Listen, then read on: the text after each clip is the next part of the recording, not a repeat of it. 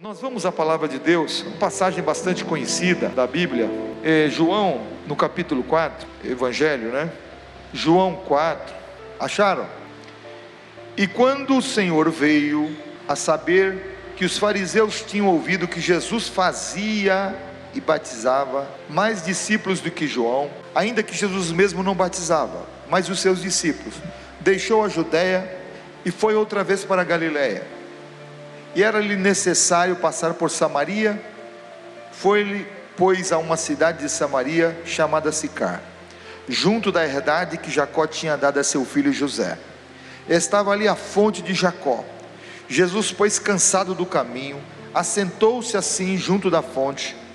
E era isso quase a hora sexta. Hora sexta é meio-dia. E veio uma mulher de Samaria tirar água. E disse-lhe Jesus: dai-me de beber. Porque os seus discípulos tinham ido à cidade comprar comida. E disse-lhe, pois, a mulher samaritana: como sendo tu judeu, me pedes de beber a mim, que sou mulher samaritana? Porque os judeus não se comunicavam com os samaritanos. Jesus respondeu e disse-lhe: se tu conheceras o dom de Deus, e quem é o que te diz, dai-me de beber, tu lhe pedirias e ele te daria água viva. E disse-lhe a mulher: Senhor, tu não tens com que atirar, e o poço é fundo. Onde, pois, tens a água viva? És tu maior do que Jacó, o nosso pai, que nos deu o poço, bebendo ele próprio dele, e os seus filhos e o seu gado? Jesus respondeu e disse-lhe: qualquer que beber desta água tornará a ter sede, mas aquele que beber da água que eu lhe der, nunca terá sede, porque a água que eu lhe der se fará nele uma fonte de água a jorrar para a vida eterna. Disse-lhe a mulher: Senhor, dai-me desta água, para que não mais tenha sede, e não venha aqui tirá-la. Disse-lhe Jesus: vai, chama o teu marido e vem cá. A mulher respondeu e disse: não tenho marido. Disse-lhe Jesus: disseste bem, não tenho marido, porque tiveste 5 maridos, e agora o que tens não é o teu marido. Isso disseste com verdade. E disse-lhe a mulher: Senhor, vejo que és profeta. Nossos pais adoraram neste monte, e vós dizeis que é em Jerusalém o lugar onde se deve adorar. E disse-lhe Jesus: mulher, crê-me que a hora vem em que nem neste monte, nem em Jerusalém adorareis o Pai. Vós adorais o que não sabeis, nós adoramos o que sabemos, porque a salvação vem dos judeus. Mas a hora vem, e agora é, em que os verdadeiros adoradores adorarão o Pai em espírito e em verdade, porque o Pai procura tais que assim o adorem. Deus é espírito, e importa que os que o adorem em espírito e em verdade. A mulher disse-lhe: eu sei que o Messias, que se chama Cristo, vem, e quando ele vier, nos anunciará tudo. E nisso vieram seus discípulos e maravilharam-se de que estivesse falando com uma mulher. Todavia nenhum lhe disse: que perguntas, ou por que fala com ela? Deixou, pois, a mulher o seu cântaro, e foi à cidade, e disse àqueles homens: vinde ver de um homem que me disse tudo quanto eu tenho feito. Porventura não é este o Cristo? Saíram, pois, da cidade e foram ter com ele. E entretanto os seus discípulos lhe rogaram, dizendo: Rabi, come. Porém ele lhes disse: uma comida tenho para comer, que vós não conheceis. Então os discípulos diziam uns aos outros: trouxe-lhe porventura alguém de comer? E Jesus disse-lhes: a minha comida é fazer a vontade daquele que me enviou e realizar a sua obra. Não dizeis vós que ainda há 4 meses até que venha a ceifa? Eis que eu vos digo: levantai-vos os olhos e vede as terras que já estão brancas para a ceifa. E o que ceifa recebe galardão, e ajunta fruto para a vida eterna, para que assim como o que semeia, como o que ceifa, ambos se regozijem. Porque nisso é verdadeiro o ditado: um é o que semeia e outro é o que ceifa. E eu vos enviei a ceifar onde vós não trabalhastes, onde outros trabalharam, e vós entrastes no seu trabalho. E muitos dos samaritanos daquela cidade creram nele pela palavra da mulher que testificou: disse-me tudo quanto eu tenho feito. Indo, pois, ter com ele os samaritanos, rogaram-lhe que ficasse com eles, e ficou ali 2 dias. E muitos mais creram nele por causa da sua palavra. E diziam à mulher: já não é pelo que disseste que nós cremos, porque nós mesmos o temos ouvido e sabemos que este é verdadeiramente o Cristo, o Salvador do mundo. Amém? A palavra extensa, mas para você ter um entendimento de uma obra de Deus. Se você acompanhou comigo esse texto, a obra de Deus, como ela é feita, veja bem, você começa ali, Jesus indo para aquele lugar, a Bíblia diz que era necessário passar por Samaria. Jesus passou por aquele lugar, e de repente tem um encontro ali com aquela mulher, e a partir daquela mulher, Jesus senta à beira do poço, e tem um contato com ela. Havia ali muitas dificuldades, era difícil um homem conversar com uma mulher, quase que não se acontecia isso, no meio dos judeus. E de repente uma mulher samaritana falar com um judeu era algo que impossível. Os samaritanos viviam em guerra com os judeus, havia uma guerra que não era uma coisa recente, era coisa antiga. Porque quando os samaritanos, o reino foi dividido de Israel, o reino do norte e o reino do sul. O reino do norte, que a capital era Samaria, o reino do sul era Jerusalém. O reino do norte, o reino do sul era 2 tribos, que era Judá e Benjamim. O reino do norte era o restante das 10 tribos. Nesse reino do norte, quando eles foram levados para cativeiro, foram para o cativeiro assírio, diferente do reino do sul. O reino do sul foi para o cativeiro babilônico, e no cativeiro babilônico não se desintegrou o culto a Deus, porque eles permitiam que o povo não se misturasse ali dentro mesmo da Babilônia. Mas no cativeiro assírio foi diferente. Eles foram levados, os do norte foram levados para o cativeiro assírio, e muitos ficaram em Jerusalém. E os que ficaram em Jerusalém, o que os assírios fizeram? Puseram pessoas de outros povos junto em Jerusalém, e houve uma mistura. Então o reino do norte foi misturado com a sua capital Samaria, misturado com outro. Então eles adoravam a Deus, mas aceitavam os cultos pagãos. Eles gostavam das coisas do Senhor, guardavam uma certa parte da lei de Moisés, mas eles se misturaram com aquela novidade pagã que acontece. E havia muito sincretismo religioso, como hoje acontece. E dos judeus, eles conseguiram manter mais a integridade, o culto a Deus. Eles eram puros em relação a isso. Então, amados, mas Jesus, quando ele havia essa batalha, havia no meio dos samaritanos, havia uma raiz de amargura, era uma coisa muito forte. Não era simplesmente: eu não gosto de você porque você é judeu. Havia um ressentimento, uma raiz de amargura que só aumentava. Eles não podiam olhar. Tem um texto bíblico que você veja aqui em Lucas 9. Vem cá comigo aqui, Lucas 9, versículo 51. Lucas 9 e 51. Veja bem: e aconteceu que, completando-se os dias para a sua assunção, manifestou o firme propósito de ir para Jerusalém, e mandou mensageiros diante da sua face. Jesus aqui, né?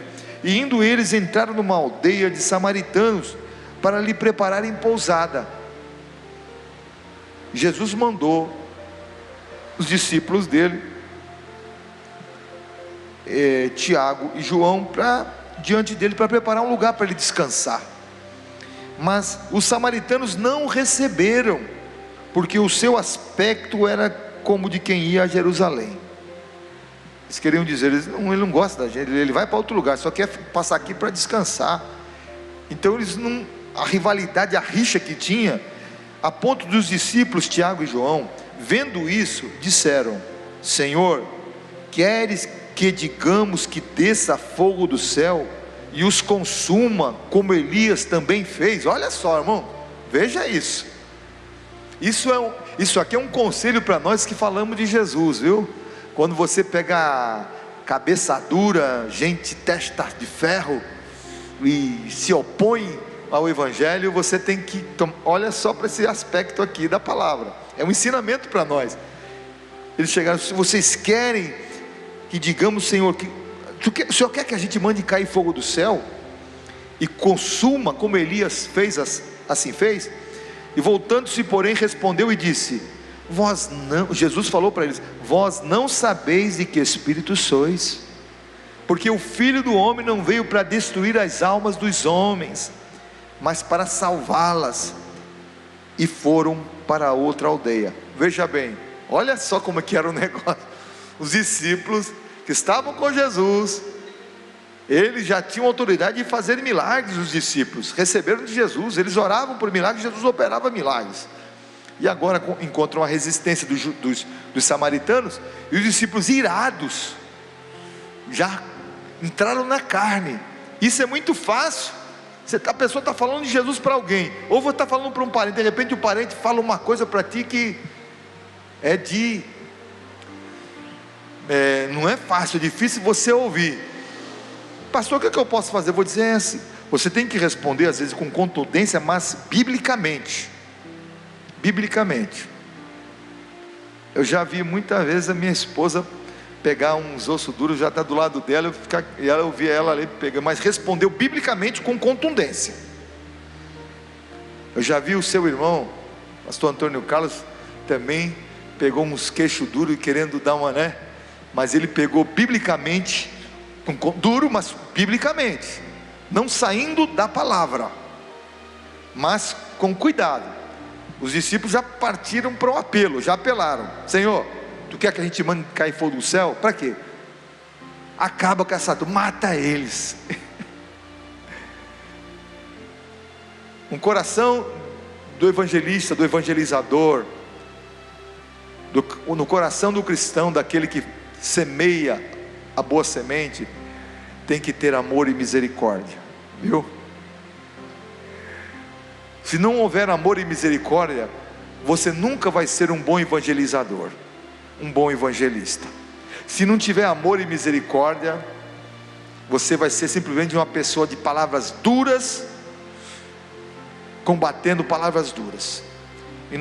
E Jesus não venceu simplesmente, Jesus tinha palavras duras, mas Jesus venceu no amor. Palavras duras, mas no amor.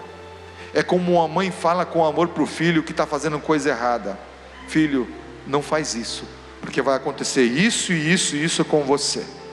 Ela fala a verdade, porque ela não quer que o filho seja preso, ela não quer que o filho se perca. Então ela fala com contundência a verdade, mas fala sempre com amor, porque ela quer o melhor do filho. E os discípulos, veja só como essa raiz de amargura era. Então não era qualquer coisa, não era uma rixazinha, era uma coisa histórica.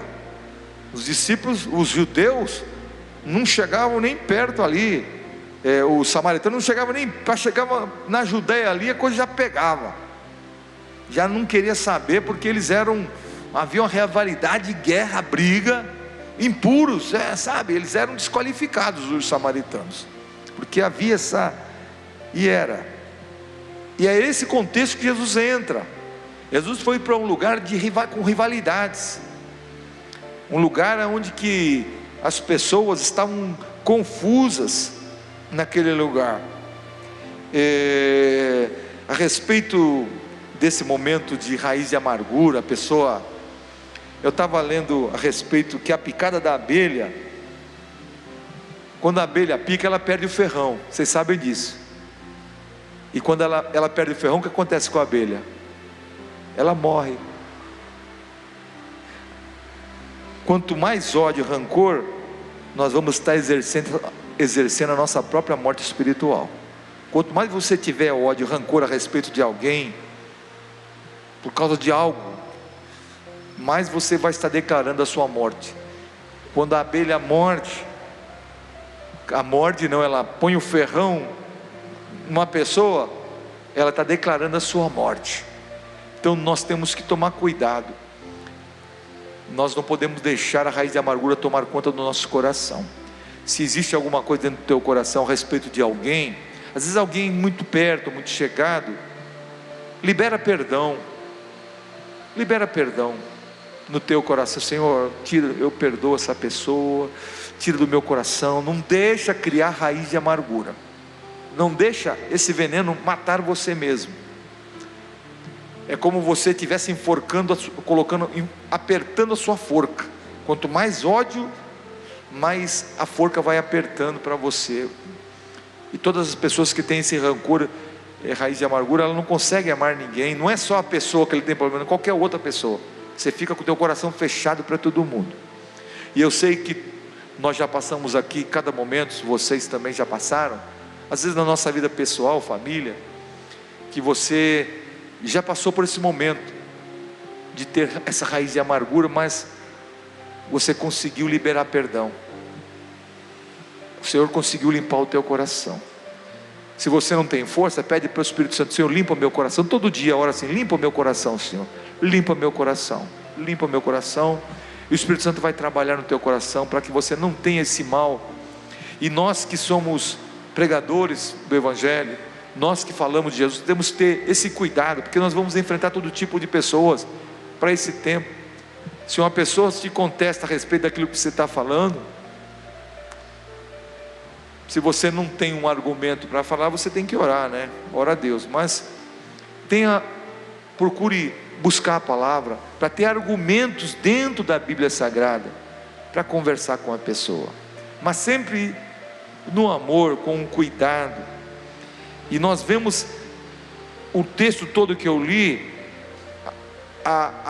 o porte de Jesus, a maneira de Jesus estar no lugar para conversar com uma mulher samaritana, e a partir dali desenvolver uma obra muito mais do que uma pessoa só, que era aquela mulher. Veja bem, a visão de Jesus era uma vida, mas através dessa uma vida, multidões também foram alcançadas.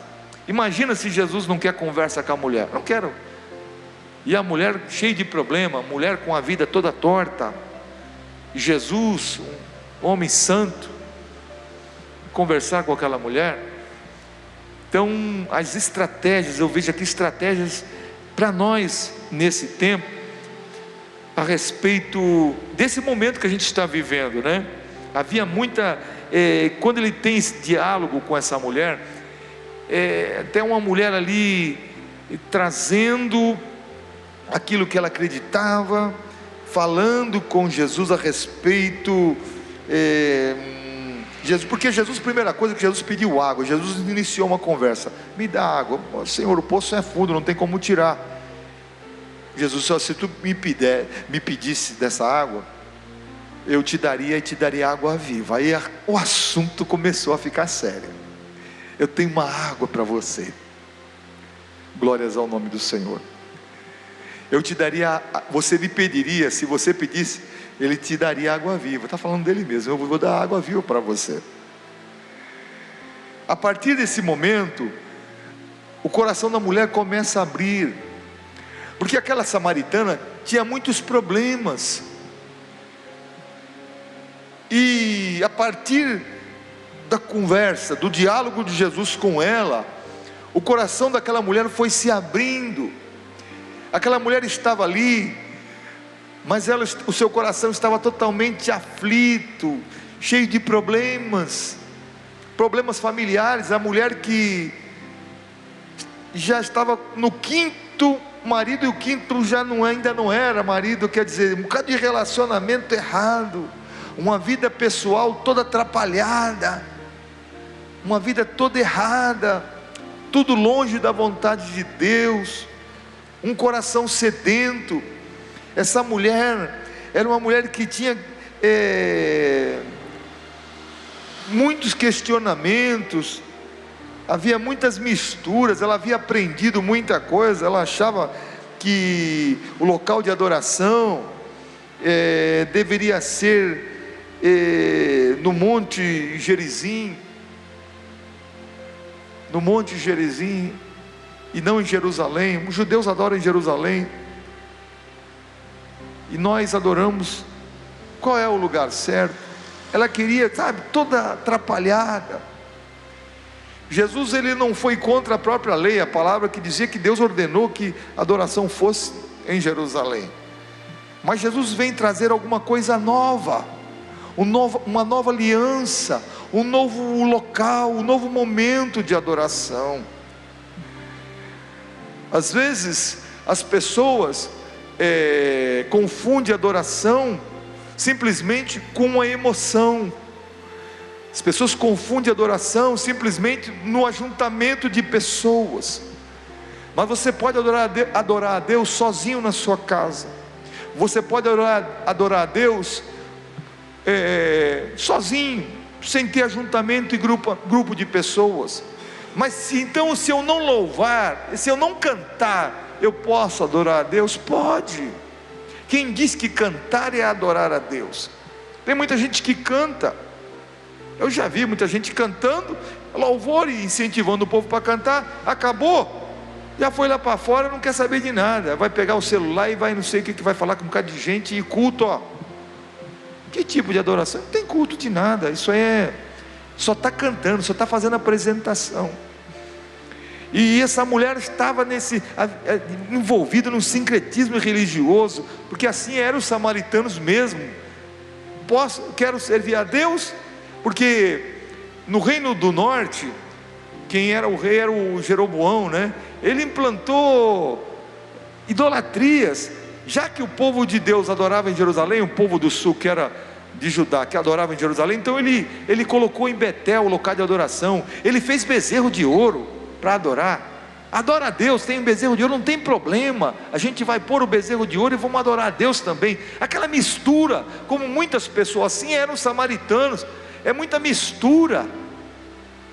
mistura com as coisas de Deus. Eu quero adorar a Deus, mas eu quero continuar pecando aquilo que eu gosto de fazer. Amados, se você quer adorar a Deus de verdade, como Jesus ensinou, tem que haver renúncia. Não existe vida com Deus e andar de mãos com o mundo ou com o próprio diabo. Ai, pastor, que é isso? Amado, quando você desobedece à vontade do Senhor e faz a vontade da tua própria carne, a vontade do mundo, você está fazendo a vontade do príncipe deste mundo, que é o diabo. Então não há como. Se você quer servir a Deus, tem que ter renúncia. Você tem que renunciar à sua própria carne, suas próprias vontades. Não há como você fazer as coisas para Deus e fazer as coisas para o diabo, coisa para a tua carne. As coisas do Senhor são puras, não tem mistura. Meu irmão, nós temos um padrão de conduta. Você serve a Deus, mas existe ali uma renúncia, uma entrega. Porque o nosso culto, que Jesus querendo trazendo para essa mulher um novo momento de adoração diferente. Os verdadeiros adoradores adorarão ao Pai em espírito e em verdade, porque o Pai procura os tais que assim o adorem. Jesus está dizendo, o Pai está atrás destes. O Pai está atrás dos verdadeiros adoradores. Se o Pai está atrás, amados, Jesus sendo Filho de Deus, dizendo que o Pai está atrás de verdadeiros adoradores, é porque não tem muitos. Ou será que tem? Então Deus não precisava nem procurar. Acabou. Deus os adoradores estão aí. Não, o Pai procura.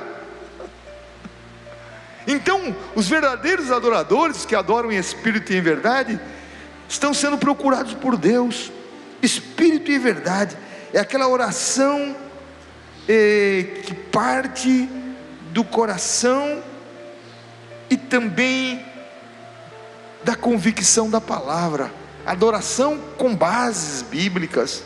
Adoração é coração, entrega e palavra e mandamento do Senhor. Esta é a adoração em espírito e em verdade, em verdades bíblicas. Aquilo que Jesus diz que tem que ser, como tem que ser feito. Não é como eu quero. Não é eu adoro a Deus do jeito que eu quero. Deus sabe meu coração. Não é do meu jeito. Por que não é do meu jeito mais? Por que não pode ser mais do seu jeito? Porque não vivo mais eu, mas Cristo vive em mim. E a vida que agora vivo, disse o apóstolo Paulo, eu vivo na fé no Filho de Deus. Porque você não vive mais para você. Não é você quem manda mais. Você e eu não somos mais os senhores da nossa própria vida. Você entendeu? Quando você diz, eu vou fazer isso, eu quero, acabou. Você está tomando decisão da tua vontade. E essa tua vontade, a decisão da tua vontade pode te levar para um caminho muito terrível.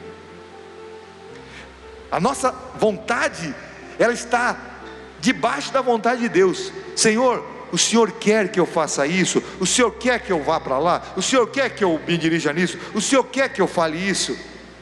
Você está debaixo de uma égide, de uma lei, que é a lei do Senhor, a autoridade do Senhor. Você não pode mais fazer a tua vontade. A partir do momento que você faz aquilo que você quer, você compromete o teu futuro. O teu futuro fica comprometido, porque a direção de Deus sai da sua vida e você fica por conta própria. Então, a adoração não é como eu acho, como eu quero, como eu penso.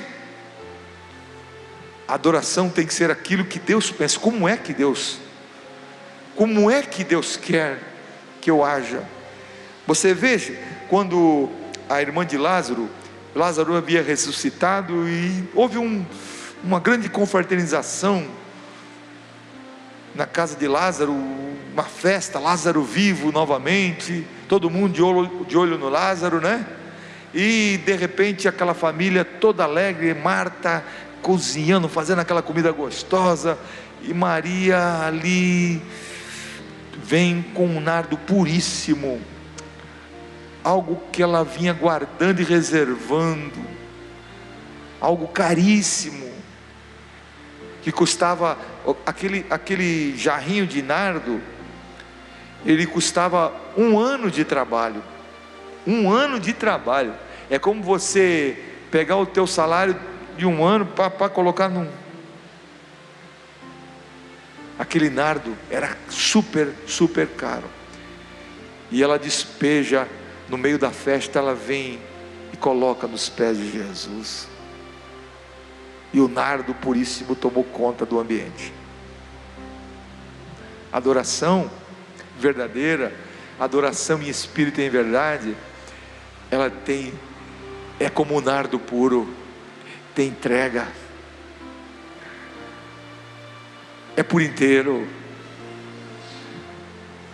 Você se esquece de você mesmo, você se esquece das tuas vontades, você se esquece do teu eu, para adorar aquele que vive para sempre. É um aprendizado, sim.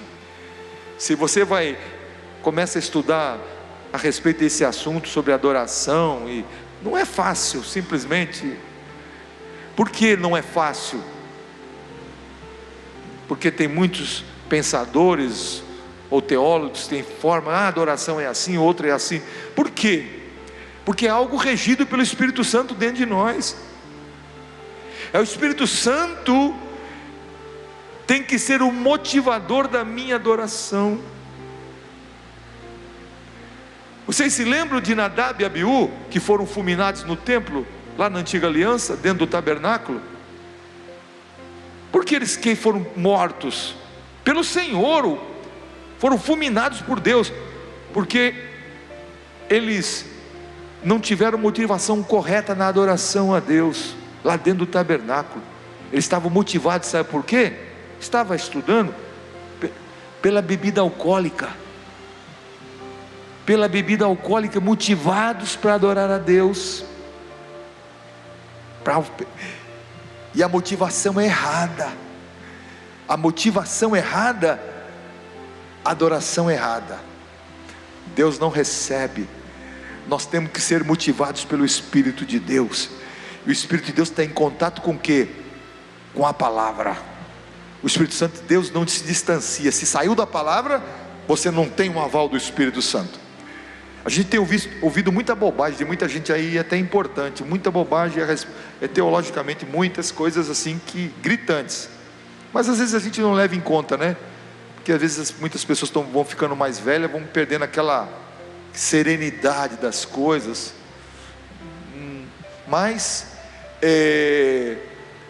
há uma responsabilidade nisso, na adoração. Há uma serenidade nisso, há uma responsabilidade, a renúncia, a entrega. Porque quando Maria quebra o vaso de alabastro e deposita todo aquele tesouro aos pés de Jesus, ela está dizendo: tu és mais importante do que tudo na minha vida. Às vezes eu olho essas coisas, será que já fizemos uma loucura dessa por Deus? Será que já fizemos alguma coisa assim pelo Senhor? Já tivemos uma entrega como essa?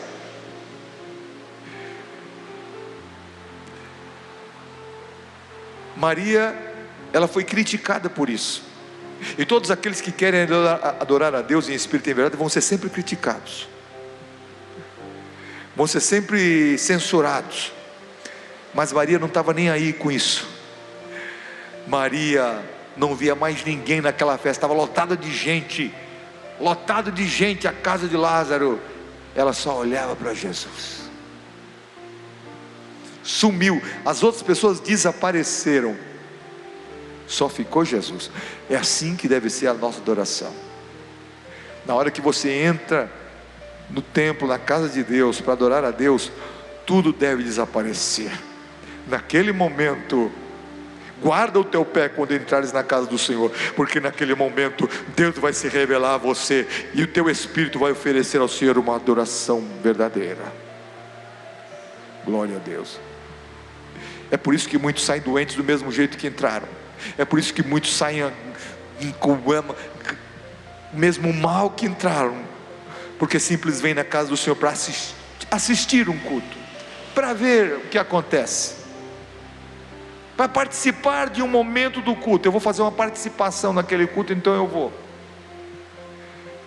A motivação não é certa. Essa motivação não tem aceitação, porque você não veio para adorar a Deus. Você pode perguntar para 10 crentes: o que você veio fazer na igreja hoje? Poucos vão dizer: eu vim para adorar o meu Senhor hoje, porque o meu coração está sedento de Deus. Poucos. Ou não é verdade? Adorar a Deus em espírito e em verdade requer entrega, renúncia, reconhecimento de quem você é, de quem você pertence, quem é que comanda a tua vida, quem é que manda em você. É por isso que Jesus disse: o meu Pai está procurando esses adoradores, porque não se acha muito. Meu Pai está procurando eles. Existem, estão aí, mas o Pai está procurando porque não está fácil de encontrar. A oração, a verdadeira adoração que agrada o Senhor. Louvado seja o nome do Senhor. Adoração em espírito e em verdade. A adoração é a forma mais pura da intimidade com Deus. É a única forma de intimidade com Deus genuína é adoração. Louvado seja o nome do Senhor. Adoração sem interesse. Eu vou lá porque se eu fizer isso eu vou receber alguma coisa. Não precisa, mano. Não precisa fazer isso com o Senhor. Você vai porque você ama Jesus. Ele vai te abençoar porque Ele ama você. Ele quer o melhor para você. E Jesus teve esse debate com essa mulher. Essa mulher estava sedenta. Essa mulher estava perdida. E Jesus teve a paciência de trazer para ela a forma certa e correta de adorar. Ela estava debaixo de um sincretismo, de uma mistura religiosa, sabe? É o que ela tinha aprendido. Pessoas querem adorar a Deus, mas querem bater continência para o santinho que ela tem no canto da sala. Quer adorar a Deus, mas quer continuar fazendo as suas práticas que desagradam a Deus. Quer servir ao Senhor, quer adorar a Deus, mas quer continuar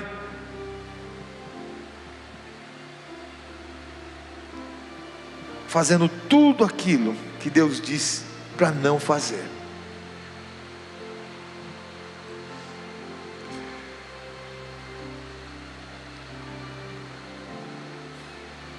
Me vem aqui ao coração a respeito de um adorador na Bíblia Sagrada,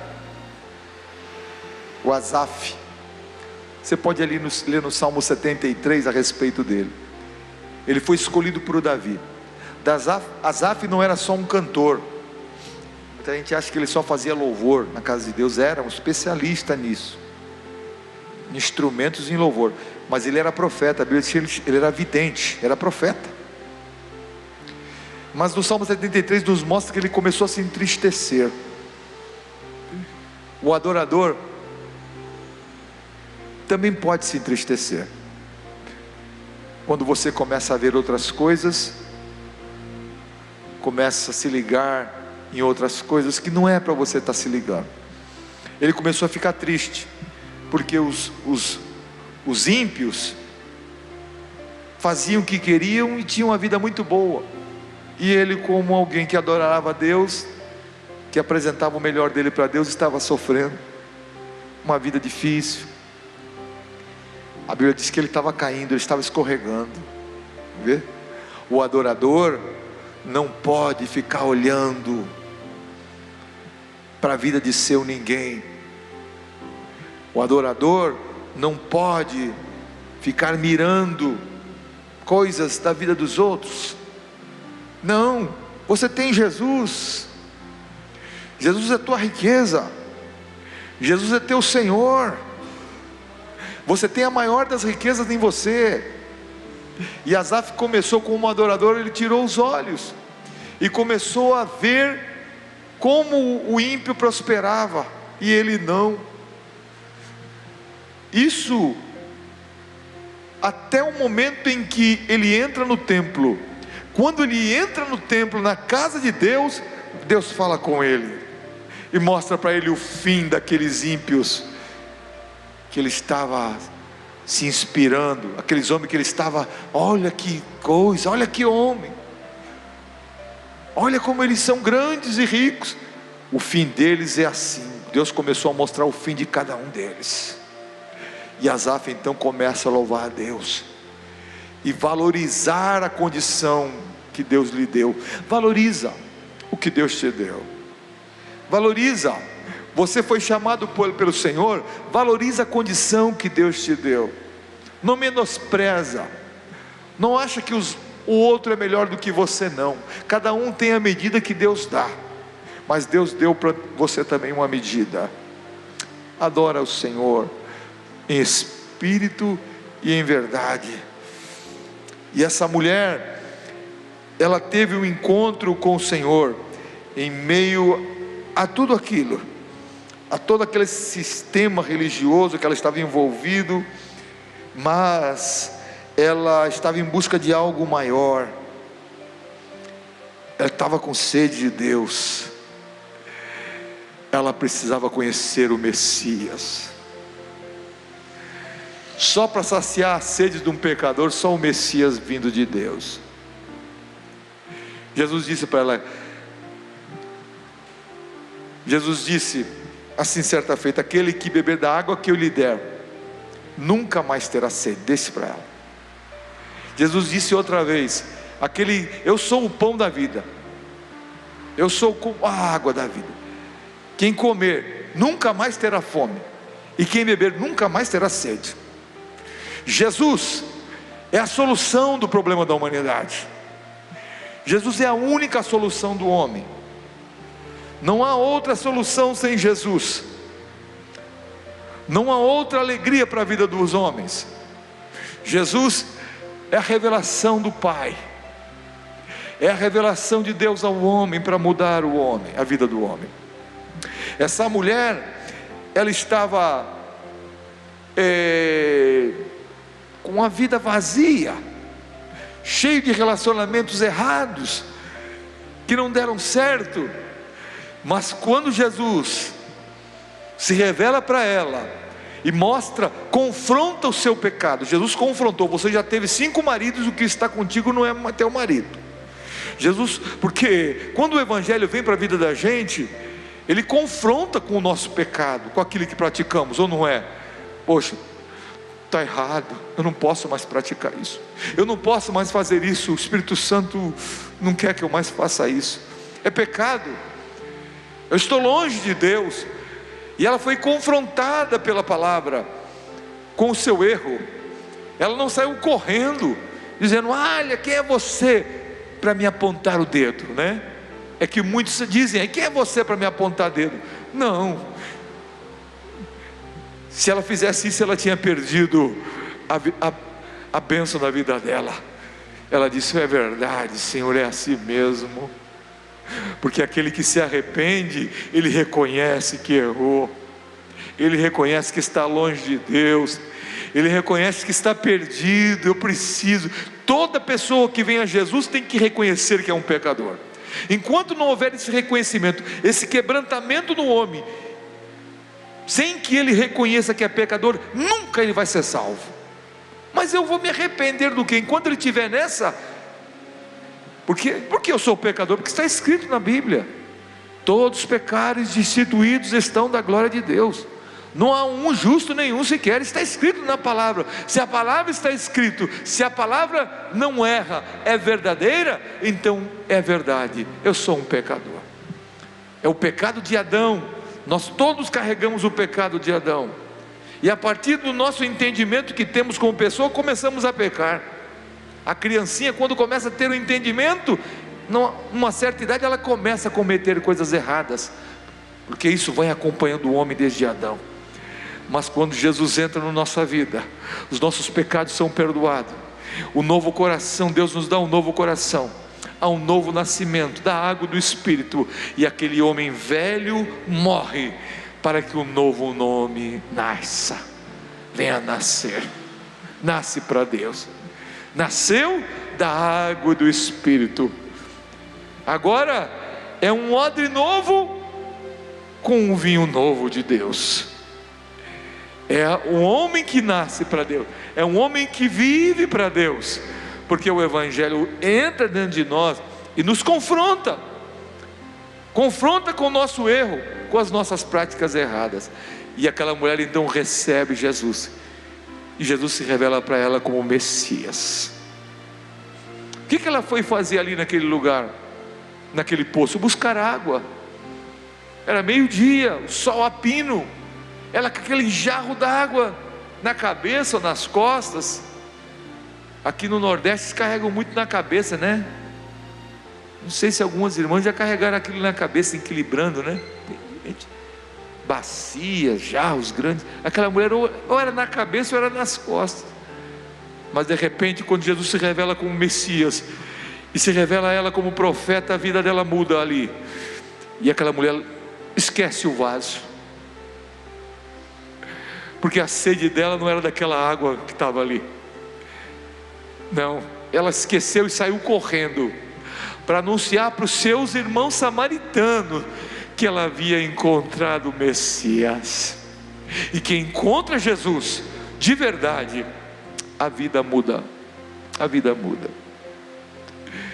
Quem encontra Jesus de verdade, a vida muda. Há uma mudança de vida, há uma mudança de postura, há uma mudança na forma de ver o mundo, de falar, porque Jesus agora é que comanda você. Jesus agora é o meu Salvador, Jesus agora é o meu Senhor, Jesus agora é quem comanda na minha vida. Aquela mulher se tornou, olha só, se Jesus não tivesse paciência com ela, é uma lição para nós ou não é? Tem paciência para falar de Jesus. Pastor, mas eu já falei, ele só quer fazer o que é errado. Continua a falar do amor de Deus, fala com amor e com compaixão e com misericórdia. Continua a falar de Jesus, mas fala a verdade. Tem gente que fica omitindo algumas partes da Bíblia ali de Jesus porque é muito duro. Fala a verdade, que a Bíblia fala a respeito. É céu e inferno. Aquele que crer e for batizado será salvo. Quem não crê é condenado. Quem não crê vai para o inferno, vai para longe de Deus, vai provar a segunda morte, longe de Deus por toda a eternidade. Então, a verdade de Deus, elas não precisam ser omitidas, tem que ser faladas, mas com amor e com compaixão, para que as pessoas ouçam a verdade e deixa a palavra de Deus falar, porque o Espírito Santo é quem vai incomodar aquela pessoa. É o Espírito Santo que vai falar ao coração dela, porque quem converte é o Espírito Santo, quem salva é o Espírito Santo no coração do homem. Nós somos os anunciadores da palavra. Não faça isso, porque isso pode acontecer, isso com você. Não sai a verdade, mas sempre com amor.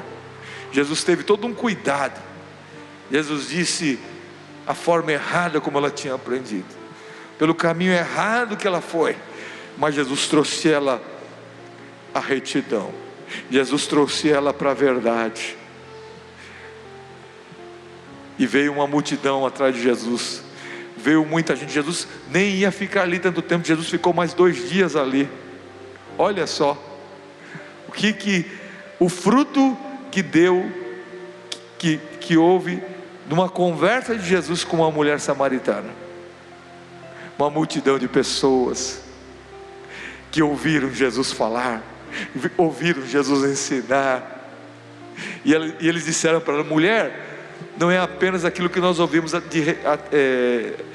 você falar, mas agora nós também ouvimos, nós vimos e ouvimos também, porque esse é o Messias de Deus, é o prometido.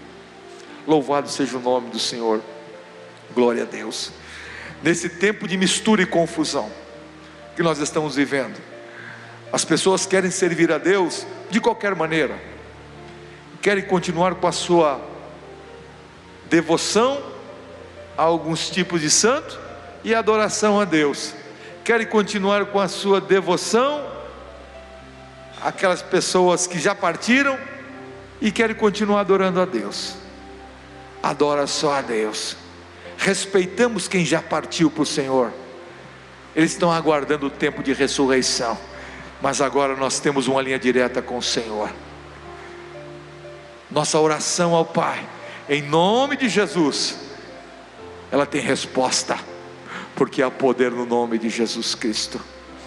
Jesus alcançou uma multidão que era desprezada pelos judeus, e Jesus era judeu, mas Jesus não entrou nessa contenda, nessa guerra, essa guerra de partidos, viu, amados?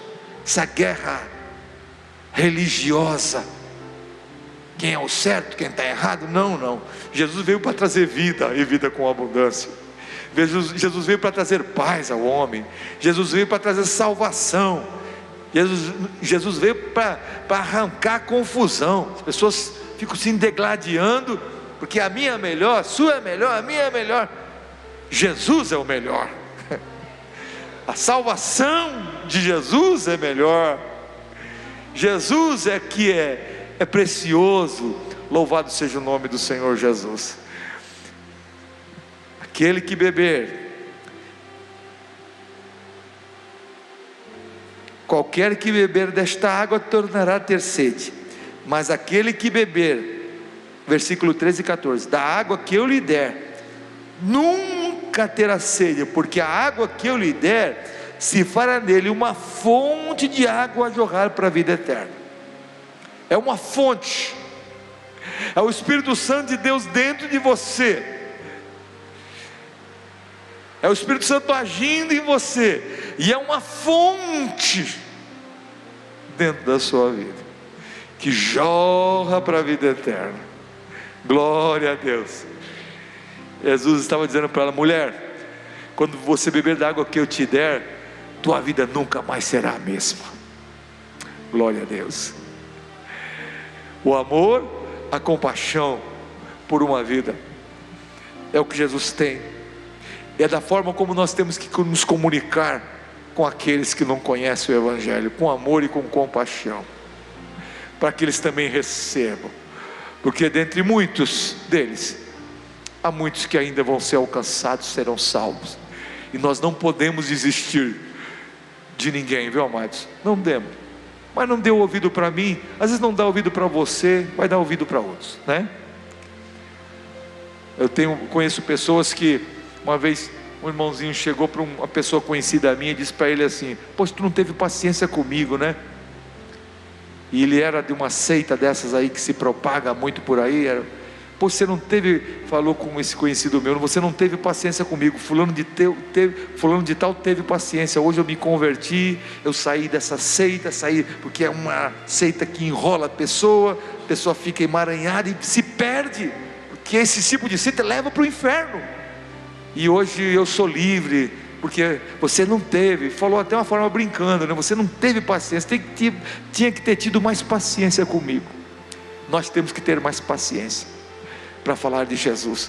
Nós temos que ter o conhecimento de Deus, para trazer a verdade, mas com amor e com compaixão. Amém?